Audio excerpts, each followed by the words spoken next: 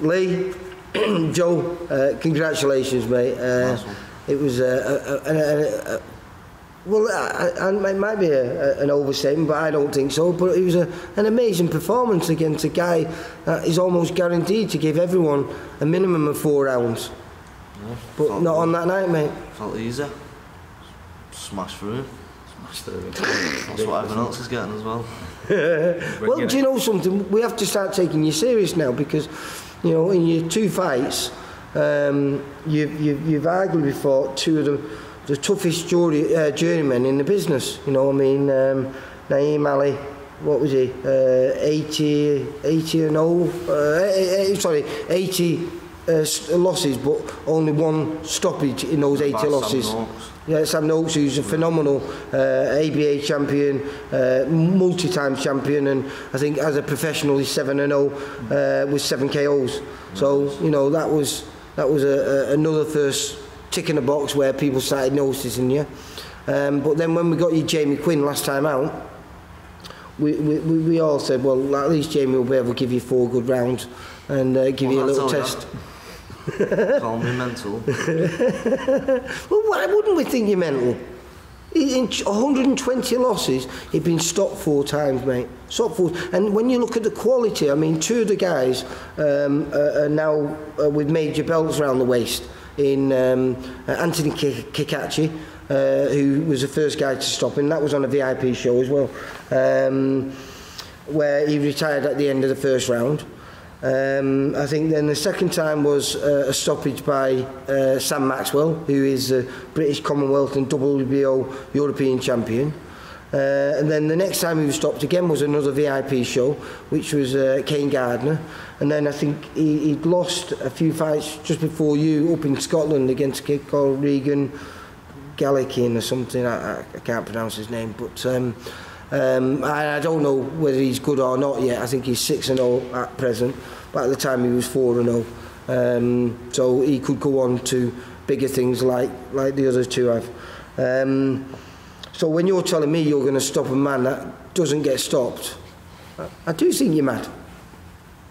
Rightly so, innit? Yeah, but when you know Joe, don't you? You can see he says a lot, doesn't he? Did we almost get a smile then, Joe? Yeah. Was that a bit of a smile then? I think it was, wasn't it? So I mean, but because I don't know if we've spoken much about. I mean, you're just 19 years old, yeah. Yeah. You walked into this gym. What? How old were you? 14. 13th birthday. 14th birthday. You used to play a little bit of rugby. Yeah, from 5 until 12. I got bored of it and just come straight to the gym, and then ever since I walked through the door, I've never left. And Lee, did you know he had potential from day one? He's always 15. Yeah, when he got 40, he did the skills bouts and stuff like that. He wanted to have a fight, so he did a few skills. Like Lennox, when he said he had it at 12, he did his skills bouts and exhibition stuff. A couple of them, and then you could see he was angry little lad, wanted everything, had to be best at everything, had to be, you know, hardest punch, had to be hardest thing. And yeah, you could tell he was a little... So how many white collar fights then altogether? Proper 17, fights? 18, yeah. Lost 1. Yeah, did you feel... yeah, he was a good guy. Oh yeah, today. We'll make sure I never lose again. Yeah, certainly.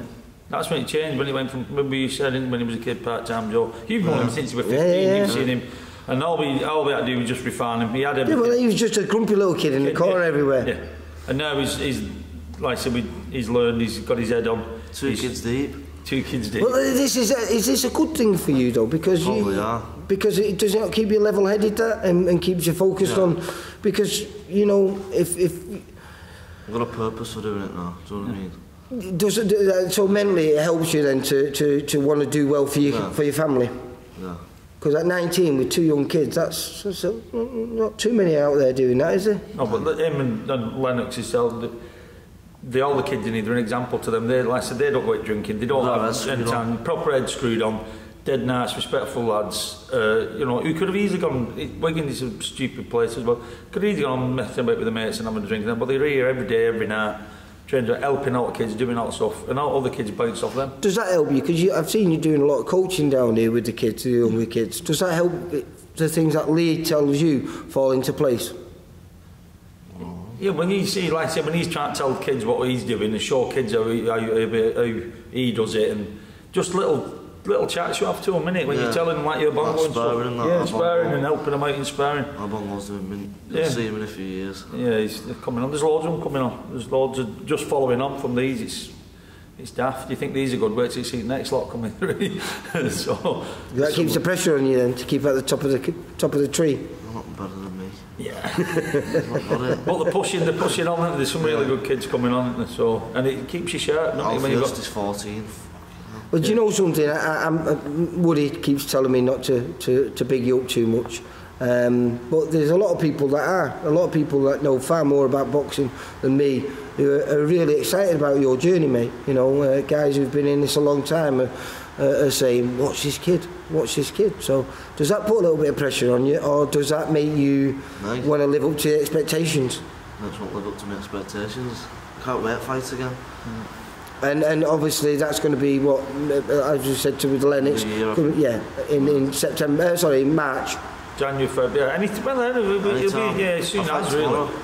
Yeah, well, the problem is the small hall shows. Yeah. Obviously, Steve's put on, I think, 17 shows from September the 3rd when lockdown finished till the 19th, which is our last show in it's December now, isn't it? Oh. Yeah. But I think he needs a little bit of a break to recharge, and looks like I find it hard to match you, mate. You're just going to build it. All we need now is get the following, build the following. Everybody says, "Oh, we want to come," but it's hard. They don't realise it's expensive. But we've got 3 lads on fighting. You need to tell the tickets. Well, I think what was a bit of a knockback for Joe was he had 2 cancellations, didn't he? Yeah, so I think a lot of people were thinking, I sold loads of my first one got cancelled. And then he just gets a bit of a knock on, and then the second one got cancelled. So then kept going down and down and down and down. But now it's building up again. They're building back up a bit. So. But hopefully, with these 2 performances that you've done, and the fact that it should be easier in the new year to make sure that everyone does get matched up, then hopefully we can progress your career. And Lee, I mean, you've always said to me, if they're good enough, it doesn't matter about their age. No. Do you feel that this kid could be at a title level within 18 months? Yeah, but I don't want to do it. I want him to enjoy his boxing. He's 19. That's the first time you've said that. You want to rush all the time. No, so now you. Yeah, he's sparring the good lads. He's learning in the gym, the sparring. We're lucky to have Lennox, Dan, and that similar sizes and weights. We can do a lot of stuff in house, and then we go out. This time we did it different. We cut the sparring down less. But it was quality because, in fact, Pat Barrett turned up because he was cheering on, obviously, Dan Boo's on there, but also the work that you've been doing with Zelfa is, I mean, serious. You've been one of his main sparring partners. For that fight. Yeah. So we have had a... Yeah, but the thing is, though, you say that's great for you, but, you know, you think that wouldn't be great necessarily for Zelfa because the level he's fighting at, this is a world title eliminator for him. Yeah, and yet he's moving around with a kid who was 1-0 at the time and no amateur background, so that must give you a great amount of confidence when they're inviting you to come back down to do more rounds with, you know, arguably their star of the gym. Yeah, it was good, wasn't it? Yeah, really good. Couple of good sessions in down there, aren't we? So it's good learning. Go again anytime we need it. I'll go anywhere. Not bothered. It's all learning and experience. What do your kids think now? Because you wear your Spider-Man shorts for your little lad. Yeah. So you're his new superhero, mate. Yeah. Does it make you feel proud that though, doesn't it? He was at ringside for first time, wasn't he? Yeah, he was. Shouting, it was brilliant. Yeah, so get Lennox a couple of kids up, mate, now. Don't tell him Mum I said that. No. Get some money behind you first. Well, listen, a great journey. This gym, Lee, you're doing wonders down here. Like I say, we spoke to Don on the night after his great victory over Andrew Fleming. So a fantastic night for the gym. Fantastic night for these 2. Not doing too bad here. The 3 lads have all had 6 fights underneath you, 6 wins with 5 KOs. Yeah, they're going good. Listen, it's brilliant. And what was brilliant on the night, the amount of people from the gym, all the young lads who were fighting coming, all the lads was there, all fighting for, all the young ones, the next generation coming through, was all there watching, and they know they're looking at him and looking at Lennox saying, that's me next. Well, first thing he said, that's me next couple of years. I'll be doing that next couple. It just makes them more hungry. Yeah, I think it's nice when you can train alongside a guy who's doing what you're dreaming of doing, and it makes it a little bit more real. If we do have it, we've got the day where we do our serious stuff. The morning we get in with battery, night stuff. It's just working on tech stuff with them and moving. But because they're in the gym, when the kids are in the gym, the kids are watching. Some of them jump in and do a bit with Joe, a bit with Lennox moving about with their tech stuff and that. And they feed off it then, and they think they're appetites massively good. So we all stick together and do it proper, innit? And Dan's part of it now. Big Lee Johnno's on it. We've got young Aaron, you've seen him this morning. He's hopefully going to sign over in the next few months. So exciting 2022 for the Blundell gym. Certainly is. Come on, then, get on here with us, lad. Yeah, it definitely is. It's going to be a big, innit? You'll have to squeeze up there a little bit. But and me two kids, as you can see. Everyone else says that to me. They all do. They all think you're the dad older, mate. I don't want to go into detail. You will be in a couple of years, lad. Where you fight. No. Well, listen. Congratulations, like I say. I couldn't let not getting an interview with you after both your performances. They're both really good. And I think we're going to have a very exciting 2022 with you two and Mr. Booth, because the monk, the mad monk, or someone else called him Mr. Monopoly Man.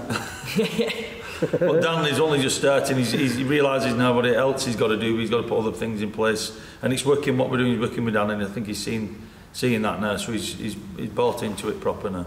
So I think we'll see a more improved Dan as well next time. Yeah, so hopefully. It was a top night. We had a top weekend of boxing, rounded off with let's say the VIP Elite Show was mint. What a night, wasn't it? It was. It was a really good night, really good quality. The good thing is about the Reebok is it's a fantastic stadium, and wherever you sat or wherever you stood in there, everyone gets a great view. And for us lot who are involved with it, you know, when you're looking over the balcony, you just, you know, sometimes it's a lonely place stuck in a changing room, hearing noise and not knowing what's happening. But that place, it was bouncing, wasn't it? It was a really good day. Good lad. They've done a good job there, women. Right, well listen, now we'll be catching up with you in the new year. We'll find out what's happening, when's happening, and how's training been going. And I'll make sure that you've not had too many mince pies. Yeah. Let's see Joe if I were a squirrel. Does he? Was that a smile again? Nearly smile then, didn't you? Yeah, bloody Lennox is alright. Lennox, no, I won't say what I was going to say. You don't say that, no, don't say it. Listen, anyway, congratulations, and we'll catch up with you in the new year. But hey, have a great Christmas. You both earned it, and same with you, Lee. I think you might need a bit of a rest after working with these three. Yeah, I don't know. Lennox ain't so bad. I was in Christmas Day this one. Well, you used to, didn't you, mate? Yeah, Christmas Day, go for a run. Run your dinner off. That's it. Or build up an appetite, won't we? Pies and sausages. Alright, lads. Listen, thanks a lot, mate. You take care, bye. For all boxing info, news and latest interviews, amateur and pro, across the north, click and subscribe. VIP Boxing Promotions. Also, Twitter, Instagram and Facebook.